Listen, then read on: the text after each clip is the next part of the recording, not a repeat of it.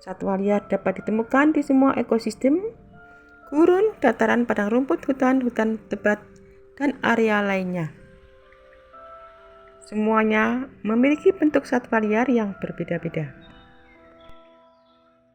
Sinar matahari, air, udara, habitat, dan makanan adalah kebutuhan dasar semua makhluk hidup. Tanpa satu atau lebih dari kebutuhan ini, maka makhluk hidup tidak akan mampu bertahan hidup.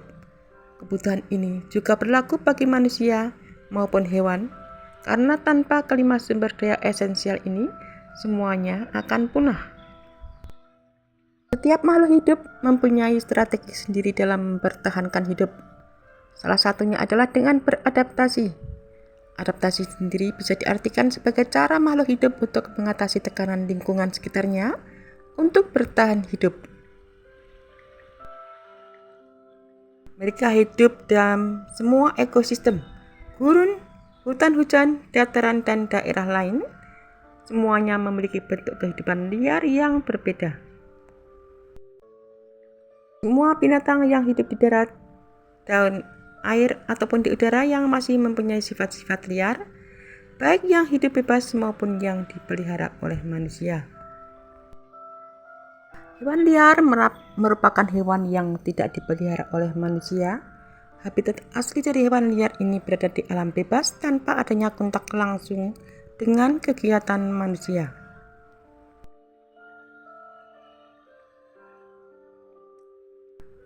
Dalam studi ekologi, habitat atau tempat hidup adalah suatu tempat alami yang memiliki faktor abiotik maupun biotik untuk mendukung makhluk hidup untuk bertahan hidup dan berkembang biak. Pada dasarnya, habitat adalah lingkungan fisik di sekeliling populasi suatu spesies yang mempengaruhi dan dapat dimanfaatkan oleh spesies tersebut. Faktor abiotik dapat berupa tanah, kelembapan, rentang suhu, dan intensitas cahaya. Sementara itu, faktor biotik dapat berupa keberadaan makanan dan ada tidaknya pemangsa.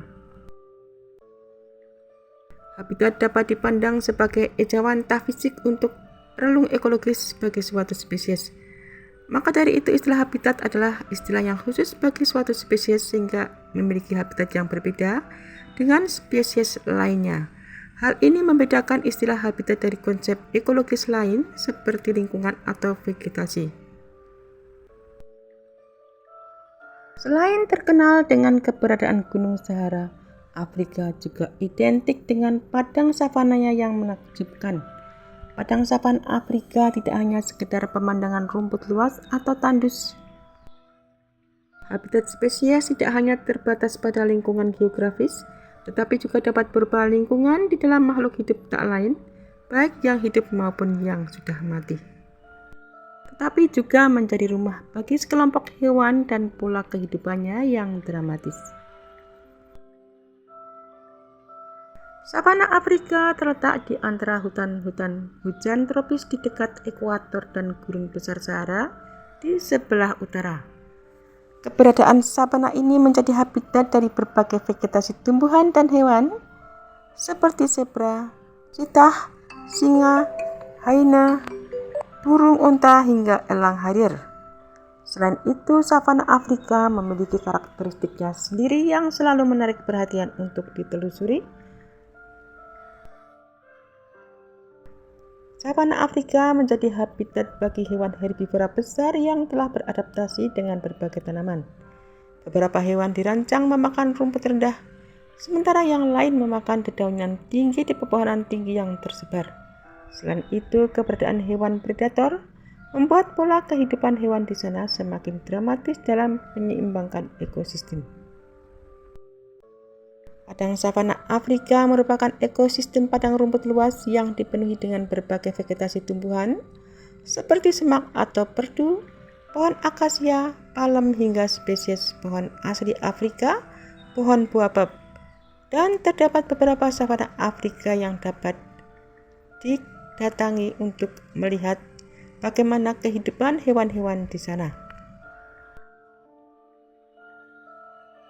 Afrika beriklim tropis dan subtropis, membuat savana Afrika memiliki iklim musiman.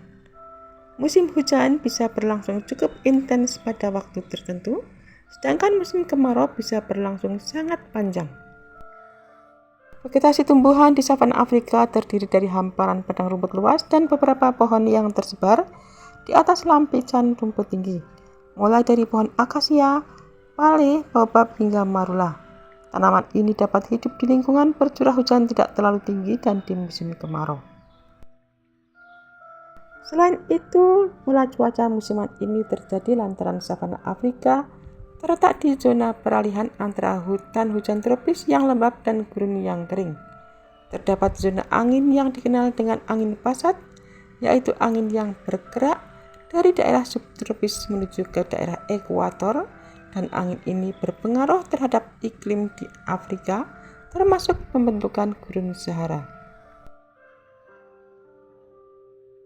Selain hewan-hewan predator seperti singa, cheetah dan hyena yang menghuni savana, savana Afrika juga menjadi habitat bagi hewan-hewan herbivora.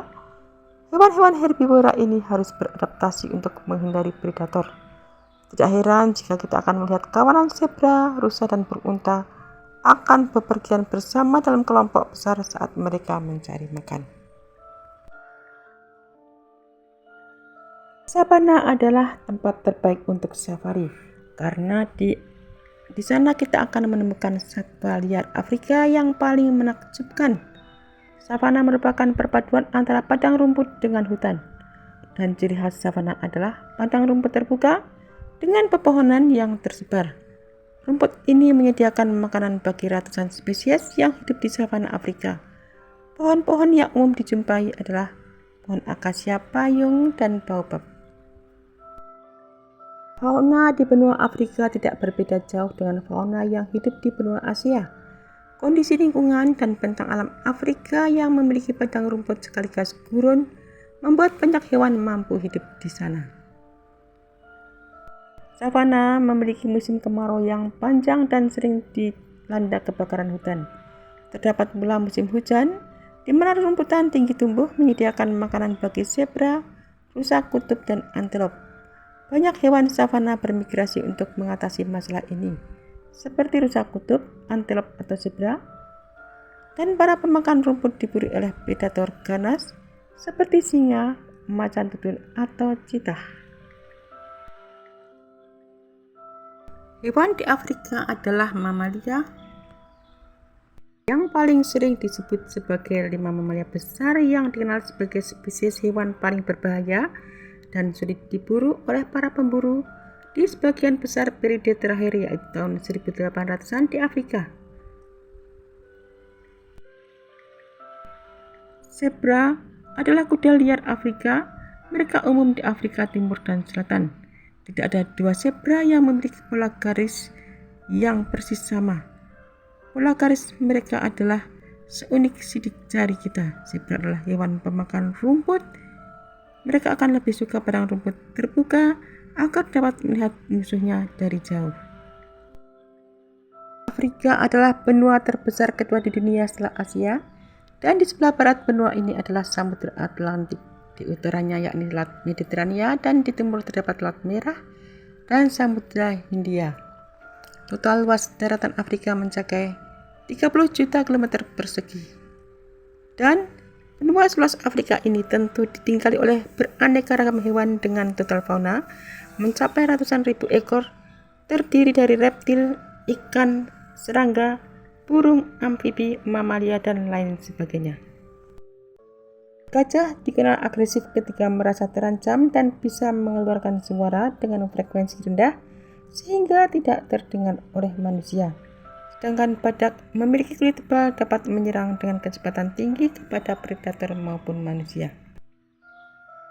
Dahulu hewan dengan julukan 5 besar adalah spesies mamalia yang dianggap paling sulit ditaklukkan oleh para pemburu pada zaman kolonial. Hewan itu adalah singa, gajah, kerbau, macan tutul, dan badak.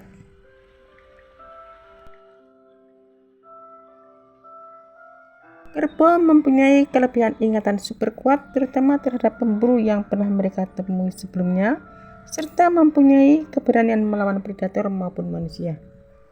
Dan singa memiliki kecerdasan untuk mengenali bau ancaman dan belajar untuk menghindarinya, termasuk dari manusia. Macan tutul memanfaatkan sifat soliternya untuk bersembunyi di siang hari